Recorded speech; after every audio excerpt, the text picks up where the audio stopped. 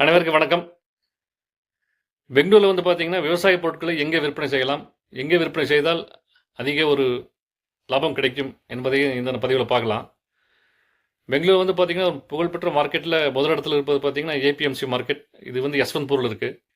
இங்க வந்து காய்கறிகள், தேங்காய், வெங்காயம், உருளைக்கிழங்கு இந்த மாரி எல்லா விதமான பொருட்களையும் வந்து நம்ம விற்பனை செய்யலாம். இங்க எல்லா பொருளையும் வாங்கக்கூடிய வியாபாரிகள் இருக்கிறாங்க.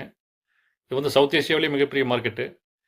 இப்போ இந்த மார்க்கெட் வந்து பார்த்தீங்கன்னா, இட நெருக்கடி காரணமாக கவர்மெண்ட் வந்து தாசனபுராங்கிற இடத்துல வந்து மாத்திரத்தை சொல்லிட்டு இருக்கிறாங்க. அங்கே மார்க்கெட்டும் ரெடியாக இருக்குது. அங்கே விற்பனை நடந்துட்டு தான் இருக்குது. அது வந்து நிலமங்கலம் பக்கத்தில் இருக்குது. அது தும்பூர் ரோட்டில். அப்போ நீங்கள் இங்கே இருக்கிற வியாபாரிகளை சந்திக்கலாம்.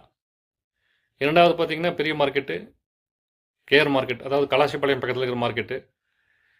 இது வந்து பூக்களுக்கு ஒரு ஃபேமஸான மார்க்கெட்டு.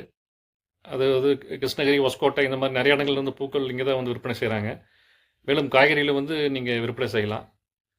மூன்றாவது பெரிய மார்க்கெட் எதுன்னு கேட்டிங்கன்னா உஸ்கூர் மார்க்கெட்டு. அது வந்து எலக்ட்ரானிக் சிட்டி பக்கத்தில் இருக்குது. இது வந்து பழங்களுக்கான மார்க்கெட்டு. உங்களுடைய பழங்களை வந்து இங்கே நீங்கள் விற்பனை செய்யலாம்.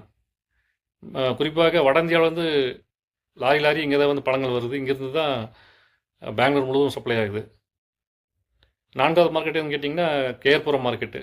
இங்கேயும் வந்து காய்கறிகள், பூக்கள், பழங்கள் எல்லாமே வாங்கக்கூடிய வியாபாரிகள் இங்கே இருக்கிறாங்க. அங்கேயும் வந்து நீங்கள் சந்திக்கலாம். அங்கே இருக்க வியாபாரிகளை வந்து நீங்கள் சந்திக்கலாம். இப்போ ஐந்தாவது பார்த்தீங்கன்னா சஃபல் மார்க்கெட்டு. இதுவும் பார்த்தீங்கன்னா ஒஸ்கோட்டை பக்கத்தில் இருக்குது. இந்த சஃபல் மார்க்கெட்டில் வந்து எல்லாரும் வந்து போக முடியாது. கம்பெனி பேர் இருக்கிறவங்க வந்து அந்த கம்பெனி நேம், அந்த டீட்டெயில்ஸில் இருக்கிறவங்க தான் வந்து உள்ளே விடுவாங்க. அங்கே வந்து நிறைய கடைகள் இருக்குது. அந்த கடைக்காரங்களோட நீங்கள் பேசி உங்கள் பொருட்களை வந்து நீங்கள் சப்ளை பண்ணலாம். அப்புறம் பார்த்தீங்கன்னா சந்தாபுரா சந்தைன்னு ஒன்று இருக்குங்க. அதாவது வார வாரம் சனிக்கிழமை நடக்கும். சந்தாபுராங்கிற ஊரில் இருக்குது.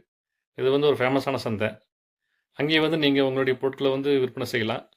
இப்போ நீங்கள் என்ன பண்ணலான்னா, ஒரு நாள் தங்கியிருந்து இந்த எல்லா இடங்கள்லையும் இருக்கக்கூடிய வியாபாரிகளை வந்து நீங்கள் சந்திக்கலாம். உங்களுடைய விசிட்டிங் கார்டை கொடுக்கலாம். அவங்களோட விசிட்டிங் கார்டை நீங்கள் வாங்கலாம்.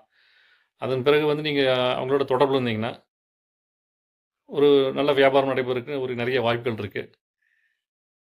சரிங்களா? இதை பற்றி இன்னும் விரிவாக நாம் அடுத்தடுத்த பதிவுகளில் வந்து நம்ம பார்க்கலாங்க.